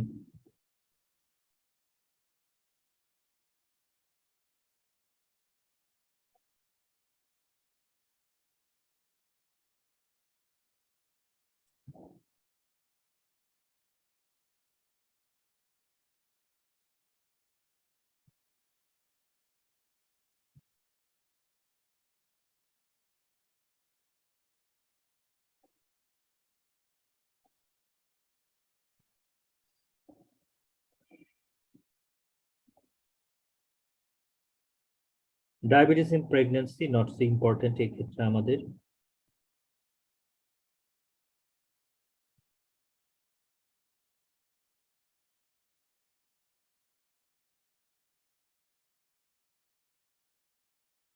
Diabetes in hospital, known to have diabetes, yes. Random glucose well enough to normal test, এগুলো আমাদের দরকার নাই।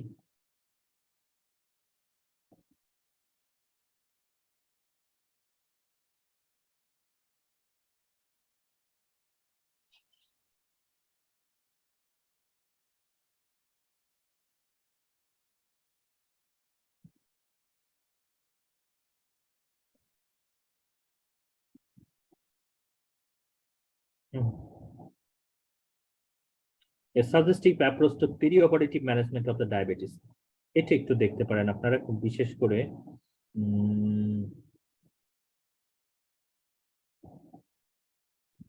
এক্ষেত্রে omit sulfonylureas, omit SGLT2 inhibitor, take normal metformin, অর্থাৎ এক্ষেত্রে আমাদের ড্রাগ চয়েস করতে হবে হলো যেগুলো হাইপোগ্লাইসেমিয়া করে না এমন ড্রাগগুলো। হ্যাঁ, আজকে ক্লাস অনেকবার শুনতে হবে এটা দরকার নেই, কারণ এই ডায়াবেটিস চ্যাপ্টারটা যদি ওইভাবে পড়াইতে যাই 6 ঘন্টা লাগবে এবং এখান থেকে কোনো ওরকম কোশ্চেন আসে না।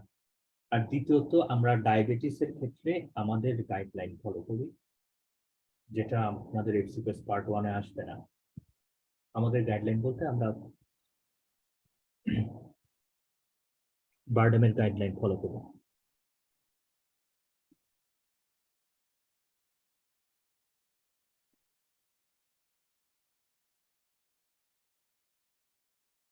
যেমন এগুলো ধরেন আমাদের কোনো সময় আসলে আসার কোনো সুযোগ নাই। কমপ্লিকেশন অফ ডায়াবেটিস, এটা পড়তে হবে 3টা স্টেপ, যেমন রেটিনোপ্যাথি, কমনলি ভিজুয়াল, মাইক্রোভাস্কুলার এবং ম্যাক্রোভাস্কুলার। এর মধ্যে মাইক্রোভাস্কুলার মধ্যে রেটিনোপ্যাথি আছে যেটা ভিজুয়াল লস করে, নেফ্রোপ্যাথি আছে রেনাল ফেলিওর করে, তারপরে পেরিফেরাল নিউরোপ্যাথি আছে যেটা sensory loss, pain, ulceration, Charcot arthropathy করে, অটোনমিক নিউরোপ্যাথির মধ্যে পশ্চারাল হাইপোটেনশন করে, এটা সবচেয়ে ইম্পর্টেন্ট মনে রাখতে হবে, গ্যাস্ট্রোপ্যারেসিস করে, সেক্সুয়াল ডিসফাংশন করে। আর ম্যাক্রোভাস্কুলার মধ্যে করোনারি সার্কুলেশনে অ্যানজাইনা, সেরেব্রাল সার্কুলেশনে স্ট্রোক, পেরিফেরাল সার্কুলেশনে ক্লাউডিকেশন, ইসকেমিয়া, আলসারেশন। এছাড়া ইনফেকশন রিস্ক বাড়ায় দেয়, বিশেষ করে ফাঙ্গাল ইনফেকশন রিস্ক। রিমাটোলজিক্যাল কনফ্লিকশনের মধ্যে আছে ডিউপিটারাইন কন্ট্রাকচার, চেরিও আর্থ্রোপ্যাথি। আর স্কিন ডিজিজের মধ্যে আছে যে ডায়াবেটিক ডার্মাটোপ্যাথি, নেক্রোবায়োসিস লাইকোইডিকা এবং জেরোসিস। নেক্রোবায়োসিস লাইকোইডিকা বলবে skin complication of diabetes mellitus, এগুলো আমাদের জন্য ইম্পর্টেন্ট আসলে।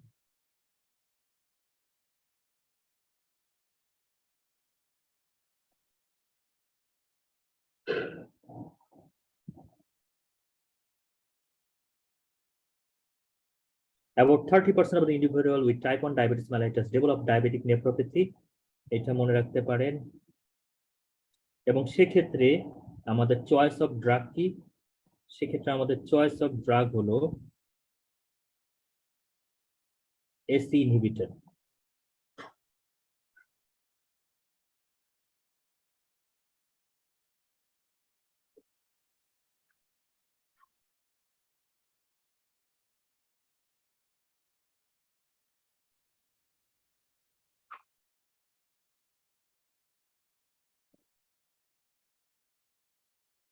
Screening for microalbuminuria, early morning urine albumin creatinine ratio বিশেষ করে মেলদের ক্ষেত্রে 2.5 থেকে 30 মিলিগ্রাম পার মিলিমোলের মধ্যে থাকলে, ফিমেলদের ক্ষেত্রে 3.5 থেকে 30 মিলিগ্রাম মিলিমোলের মধ্যে থাকলে, and elevated ACR should be followed by repeat test. Normally ACR যদি এলিভেটেড থাকে তাহলে রিপিট একটা টেস্ট করব, 2 থেকে 3টা টেস্ট পজিটিভ হলে আমরা বুঝবো যে মাইক্রোঅ্যালবুমিনুরিয়া হচ্ছে। Proteinuria is likely to be present if ACR is more than 30 milligram per millimole. This is confirmed by protein creatinine ratio more than 45 milligram per millimole. Nephrotic range of proteinuria present when PCR বা protein creatinine ratio is more than 300 milligram per millimole. এই সম্পর্কে আমরা ভালো মতো জানবো ACR PCR সম্পর্কে renal সিস্টেমে। Just এখন এটা মনে রাখেন, ওভার প্রোটিন ইউরিয়া বা dipstick positive urea proteinuria কখন ডেভেলপ করবে? 30 মিলিগ্রামের উপরে যদি প্রোটিন ক্রিয়েটিনিন রেশিও হয়। আর nephrotic range of proteinuria develop করবে যদি পিসিআর 300 মিলিগ্রাম পার মিলিমোলের বেশি হয়।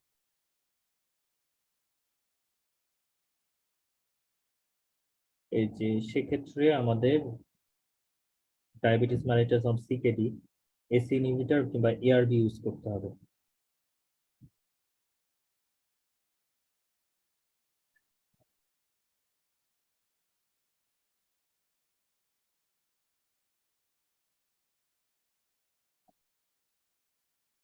Having amount of albuminuria with ACE inhibitor ARB result in nearby 50% reduction of long-term risk of progression of in this stage of renal disease. আর একটা কথা বলি, যদি protein urea থাকে diabetes নাও থাকে সেক্ষেত্রেও এসি ইনহিবিটর দেওয়া যায়। জাস্ট একটা কথা মনে রাখবেন যে ডায়াবেটিক নেফ্রোপ্যাথি কিংবা ডায়াবেটিস মেলাইটাস উইথ মাইক্রোঅ্যালবুমিনুরিয়া, এখানে চয়েস অফ ড্রাগ একটাই এসি ইনহিবিটর। এটাই কোশ্চেনে আসার মতো কোশ্চেন।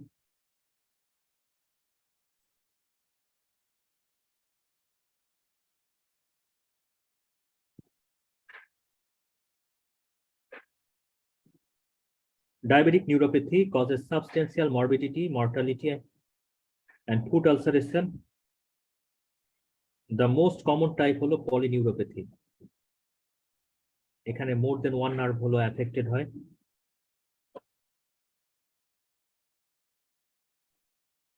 সাধারণত এক্ষেত্রে অ্যাক্সোনাল ডিজেনারেশন হয়, both myelinated and unmyelinated fibre. মানে এখানে কিন্তু ডিমাইলিনেশন হয় না, অ্যাক্সোনাল ডিজেনারেশন হয়। নিউরনের যে এক্সন আছে এই এক্সনের ডিজেনারেশন হয় ডায়াবেটিক নিউরোপ্যাথিতে। ক্লিনিক্যাল ফিচার কি কি আছে? Symmetric sensory polyneuropathy, asymmetrical motor diabetic neuropathy, mononeuropathy, autonomic neuropathy, gastroparesis, sexual dysfunction. এর মধ্যে সিমেট্রিক্যাল সেন্সরি পলিনিউরোপ্যাথি অর্থাৎ দুই পায়েরই দেখা যাবে গ্লোব, দুই পা এবং হাতে গ্লোব অ্যান্ড স্টকিং ডিস্ট্রিবিউশনে তার নিউরোপ্যাথি হচ্ছে, সেন্সেশন কমে যাচ্ছে, প্যারাস্থেসিয়া হচ্ছে, বার্নিং সেন্সেশন হচ্ছে।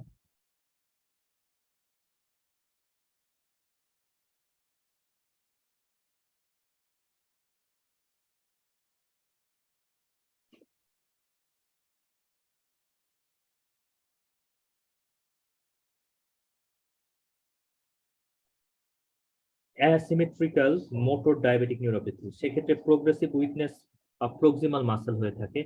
মোনো নিউরোপ্যাথি, যে কোনো একটা মাসেল অ্যাফেক্টেড হতে পারে, যেমন 6 or 7 cranial nerve, 6 or 3rd cranial nerve palsy, 7 cranial nerve palsy। Autonomic neuropathy, এটা ইম্পর্টেন্ট। সেক্ষেত্রে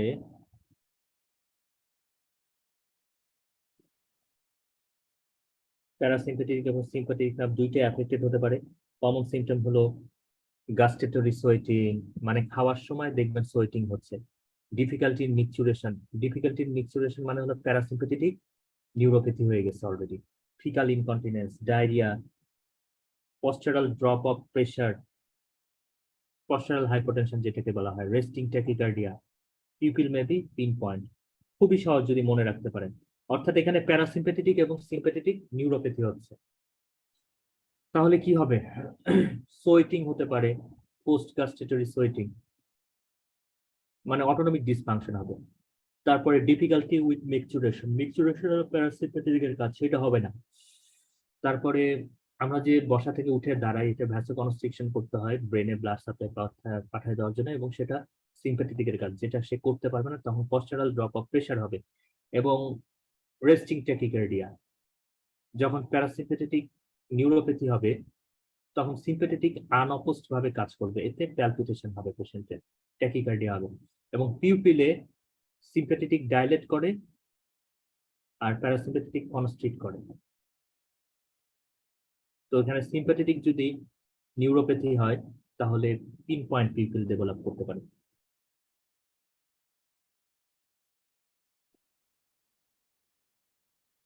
গ্যাস্ট্রোপ্যারেসিস, অটোনমিক নিউরোপ্যাথির কারণে আমরা জানি স্টোমাকের সাপ্লাই অটোনমিক নার্ভ থেকে আসে, অর্থাৎ প্যারাসিম্প্যাথেটিক। এখন অটোনমিক নিউরোপ্যাথি হলে প্যারাসিম্প্যাথেটিক নার্ভ আর স্টোমাককে আগের মতো সাপোর্ট দিতে পারবে না, সুতরাং পেরিস্টালসিস হবে না, স্টোমাক মাসল কন্ট্রাকশন হবে না, স্টোমাকের যে স্ফিংক্টার আছে রিল্যাক্স হবে না, সো গ্যাস্ট্রোপ্যারেসিস হবে।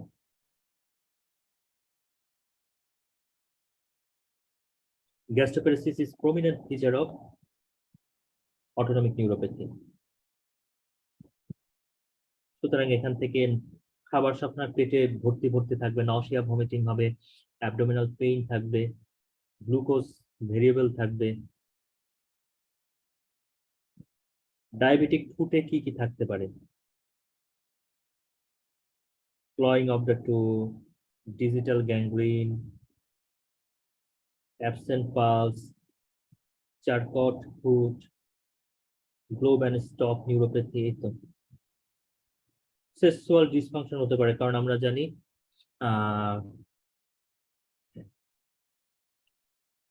ইরেকশন হলো প্যারাসিম্পেথেটিকের কাজ এবং ইজাকুলেশন হলো সিম্পেথেটিকের কাজ। তো দুইটাই হ্যাম্পার্ট হতে পারে এই ক্ষেত্রে। তো নিউরোপ্যাথিক পেইনের জন্য আমরা কি দিতে পারি? Tricyclic antidepressant like amitriptyline, duloxetine etcetera. এতে যদি না হয় তাহলে এর সাথে আমরা অপিয়েট অ্যানালজেসিক কম্বাইন দিতে পারি, যেমন ট্রামাডোল, অক্সি, কোডেইন এটসেট্রা।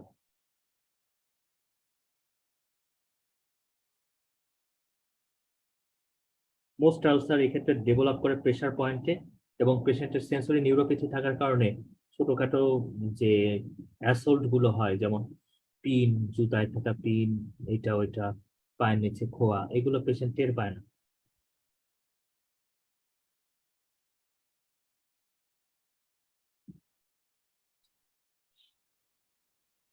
এটা খুবই important. Management option of peripheral sensory motor এবং অটোনমিক নিউরোপ্যাথি। পেইন এবং প্যারাস্থেসিয়া, ইনসুলিন থেরাপি দিতে হবে।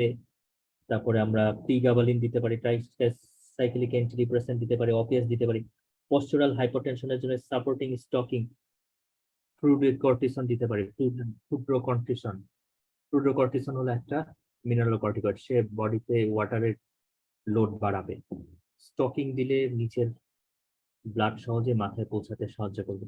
আর গ্যাস্ট্রোপ্যারেসিস এর ক্ষেত্রে প্রোকাইনেটিক ড্রাগ দিতে হবে, ডোপামিন অ্যাগনিস্ট লাইক মেট্রোপ্রোপামাইড এবং ডম্পেরিডন। এছাড়া একটা অ্যান্টিবায়োটিক আমরা দিতে পারি, সেই অ্যান্টিবায়োটিকটার নাম ইরাইথ্রোমাইসিন। ইরাইথ্রোমাইসিন গ্যাস্ট্রিক মর্টালিটি বাড়ায়। ডায়রিয়া হলে লোপেরামাইড দিব, রিভাক্সিমিন দিব। এক্সেসিভ সোয়েটিং হলে অ্যান্টিকোলিনার্জিক ড্রাগ অক্সিবিউটিন দেব, প্রোপ্যানথেলিন দিতে পারি। ইরেকটাইল ডিসফাংশন হলে ভায়াগ্রা।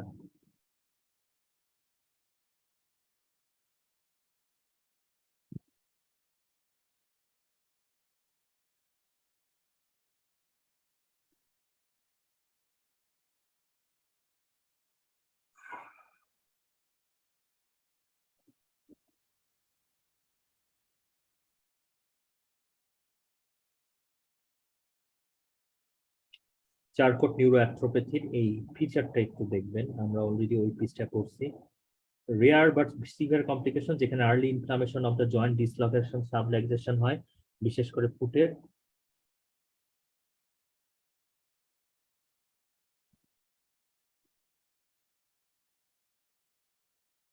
এগুলো আমাদের আর লাগবে না।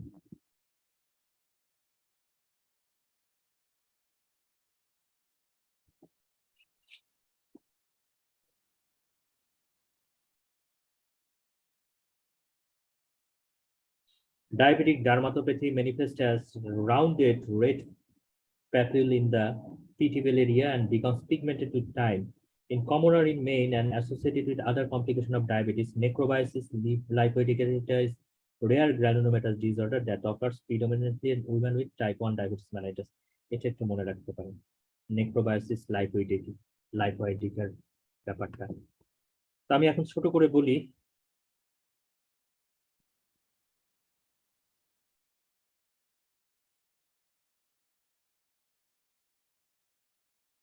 এখান থেকে তাহলে আমরা কি কি করব। এক নম্বর হলো, প্রথমে ডায়াবেটিসের আমি যে জিনিসগুলো বেসিক কিছু জিনিস পড়াইছি এগুলো পড়তে হবে। পড়াইছে অনেক বেশি সময় ধরে, এখন পড়তে হবে কম সময় ধরে, আমি দেখাচ্ছি। কিন্তু এটা আজীবন, মানে আপনার পরীক্ষার জন্য খুব হেল্প হবে, যে পরীক্ষায় দেন, রেসিডেন্সি ই সবকিছুর জন্য। এই ক্লিনিক্যাল ফিচার গুলো দেখতে হবে, বিশেষ করে হ্যান্ডে কি ফিচার পাওয়া যায়, ইনসুলিন ইনজেকশন সাইটে কি ফিচার পাওয়া যায়, তারপরে পায়ে কি কি ফিচার পাওয়া যায়, এগুলো ইম্পর্টেন্ট। আর এগুলো জাস্ট একবার, এই যে আমি যেটা দাগাই দিচ্ছি, একবার রিডিং করবেন জাস্ট, আর কিচ্ছু না। রেগুলেশন অফ ইনসুলিন সিক্রেশন, এটা তো এমন সুন্দর করে পড়াই দিচ্ছি, আমার মনে হয় না আর এক্সট্রা করে পড়ার দরকার আছে। তারপরে এই যে এই চিত্রটা দেখবেন একটু, কিভাবে কাজ করতেছে ব্যাপারটা, সালফোনাইল ইউরিয়া কিভাবে কাজ করতেছে, ইনসুলিন সিক্রেশনের রেগুলেশনের ব্যাপারটা, এই যে মেটাবলিক অ্যাকশন অফ ইনসুলিন, এটা কিন্তু ইম্পর্টেন্ট। তিনটা স্টার, কার্বোহাইড্রেট মেটাবলিজমে কি করে, লিপিড মেটাবলিজমে কি করে, প্রোটিন মেটাবলিজমে কি করে।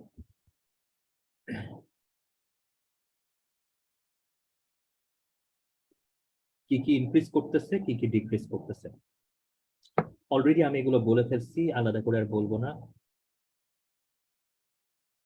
ইনক্রিটিং ইফেক্টিভ, এগুলো একবার আপনাকে রিডিং করতে হবে, যতটুকু আমি দাগায় দিচ্ছি রিডিং। গ্লুকাগন করতে হবে, ব্লাড গ্লুকোজ হোমিওস্টেসিসের এই যে মাত্রাটা দেখতে হবে, শুধু এই চিত্রটা দেখবেন। তারপরে ব্লাড গ্লুকোজ বেড়ে গেলে আমাদের বডির কোন জিনিসগুলো কাজ করে তখন ব্লাড গ্লুকোজ কমানোর জন্য, ফ্যাট মেটাবলিজমটা একটু দেখবেন। এই চার্টটা ভালো মতো করতে হবে। গ্লাইকেটেড হিমোগ্লোবিনটা একবার রিডিং করবেন, তাইলেই হবে। আর কিটোন মেজারমেন্টের ব্যাপারটা একটা স্টার দিব, একবার দেখে যাবেন একটু। যেমন 3 এর উপরে হলো সিভিয়ার কিটোসিস, এটা জাস্ট এই যে কোন কোন ক্ষেত্রে গ্লাইকেটেড হিমোগ্লোবিন লো দেখাবে, কোন কোন ক্ষেত্রে ইরোনেসলি হাই দেখাবে, এই ক্ষেত্রগুলো। যেমন এই যে হাই দেখাবে হলো ভিটামিন বি 12 ফোলেট ডেফিসিয়েন্সিতে, লো দেখাবে হলো সিকেল সেল অ্যানিমিয়া এবং হেমোলাইটিক ডিজিজের ক্ষেত্রে। আর সি পেপটাইডের যে জিনিসটা দেখা যাচ্ছে, টাইপ 2 ক্ষেত্রে বাড়তেছে, টাইপ 1 এর ক্ষেত্রে কমতেছে, এটা দেখতে হবে। প্যাথোজেনেসিস, এই অংশটুকু পড়তে হবে, ক্লাসিফিকেশনটা করতে হবে। ইনসুলিন রেজিস্ট্যান্স এবং ডেফিসিয়েন্সিতে কি কি হচ্ছে এটা দেখতে হবে। প্যাথোজেনেসিসটা যতটুকু দাগাইছে একবার রিডিং। এনভায়রনমেন্টাল ডিসপোজিশন, শুধু হেডলাইন গুলো রিডিং। মেটাবলিক ডিস্টারবেন্সটা একবার রিডিং। সিমটমস অফ হাইপারগ্লাইসেমিয়া 3টা স্টার, এটা পড়তে হবে। এইটা 3টা স্টার, এই 4টা পড়তে হবে। টাইপ 2 ডায়াবেটিস মেলাইটাস, আমার মনে হয় প্যাথোজেনেসিসটা পড়ার দরকার নেই আপনাদের। রিস্ক ফ্যাক্টরের মধ্যে যে 100% যে কনকর্ডেন্স রেট, এটা মনে রাখতে হবে। লাইফ স্টাইলটা একটু রিডিং দিতে হবে এক্ষেত্রে। এগুলো আর কিচ্ছু করতে হবে না। এই যে যতটুকু দাগাইছি, দাগানোগুলো একবার রিডিং। এই যে এটা important, typical characteristics of type 1 type 2 diabetes mellitus, diabetic ketoacidosis যতটুকু দাগাই দিছি এবং পড়াই দিছি এটা পড়তে হবে। Clinical feature of ketoacidosis important. Severe কিটোএসিডোসিসের ইন্ডিকেটর কি, এটা ইম্পর্টেন্ট। ম্যানেজমেন্ট হলো, আমি এখান থেকে যতটুকু দাগাই দিছি এইটা একটু দেখবেন। Hyperosmolar, hyperglycaemic, hyperosmolar state সব তো লিখেই দিছি, একবার রিডিং করে নেবেন সেইভাবে, যে এখানে শুধু কিটোএসিডোসিস হবে না, কিন্তু অসমোটিক ফিচারগুলো এখানে আমরা বেশি পাবো। দুইটার মধ্যে ডিফারেন্স যেটা, 3টা স্টার। লেভেল অফ হাইপোগ্লাইসেমিয়া, এটা important. Common feature of hypoglycaemia, common symptoms, এটা ইম্পর্টেন্ট। হাইপোগ্লাইসেমিয়া কমন কজ, এটা ইম্পর্টেন্ট। ম্যানেজমেন্টে কোনটা দিয়ে, শুধু নামটা ইম্পর্টেন্ট, এগুলো কিচ্ছু লাগবে না। গ্লাইকেটিক হিমোগ্লোবিনের লেভেল কত, টার্গেট লেভেল কত, 53, এটা মনে রাখতে হবে। ব্লাড প্রেশারের টার্গেট কত, এইটা মনে রাখতে হবে। ডায়েটারি ম্যানেজমেন্ট একবার রিডিং করতে পারেন। গ্লুকোজ লোয়ারিং এজেন্ট, এই যে যেটা যেটা যে আমরা দেখাই দিচ্ছি, যে ওয়েট লস কোনটা করে, হার্ট ফেলিওরে কোনটা দেবো, করোনারি ডিজিজের হিস্ট্রি আছে তাকে কোনটা দিব, এটা পড়তে হবে। সালফোনাইল ইউরিয়া, মেটফরমিন, যেটা যেভাবে দেখাইছি, এই যে ড্রাগের ক্ষেত্রে কোনো ক্ষমা নাই, বিশেষ করে mechanism of action, side effect, আর most relevant clinical use. Weight লসের ক্ষেত্রে কোনটা, কার্ডিওভাস্কুলার রিস্কের ক্ষেত্রে কোনটা, হার্ট ফেলিওরের ক্ষেত্রে কোনটা, এরকম। ইনসুলিনের থেকে এই ক্লাসিফিকেশনটা। আর এখান থেকে আসলে পড়ার মতো আর কিছু নাই।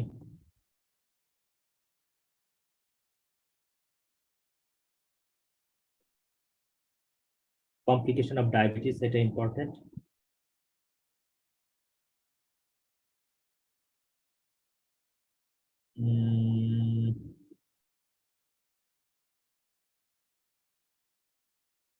এখানে আরেকটা জিনিস, আচ্ছা আর লাগবে না, এগুলো আমাদের কিচ্ছু লাগবে না। মাইক্রো অ্যালবুমিনার স্ক্রিনিং ফিচারে কি পাবো আমরা, কোনটা ড্রাগ অফ চয়েস এক্ষেত্রে, সেন্সরি নিউরোপ্যাথি কেমন ভাবে প্রেজেন্ট করবে, গ্লোবান স্টপ, মনোনিউরোপ্যাথিতে কোন কোন নার্ভ প্রেজেন্ট করবে, 3, 6, 7, এটা। অটোনমিক নিউরোপ্যাথিতে কি কি নিয়ে প্রেজেন্ট করে, ওই যে গ্যাস্ট্রিটোডিসোইটিং, পস্টুরাল ড্রপ, তারপরে difficulty in micturition, faecal incontinence, gastroparesis, sexual dysfunction, কোন ড্রাগগুলো আমরা ইউজ করি সেন্সরি নিউরোপ্যাথির ক্ষেত্রে, ম্যানেজমেন্ট কোনটার ক্ষেত্রে কোনটা দেয়, পোস্টুরাল হাইপারটেনশনের ক্ষেত্রে কোনটা, গ্যাস্ট্রোপ্যারেসিসের ক্ষেত্রে কোনটা, এক্সেসিভ সোয়েটিং এর ক্ষেত্রে কোনটা। চারকোট নিউরোপ্যাথির এই অংশটা জাস্ট করবেন।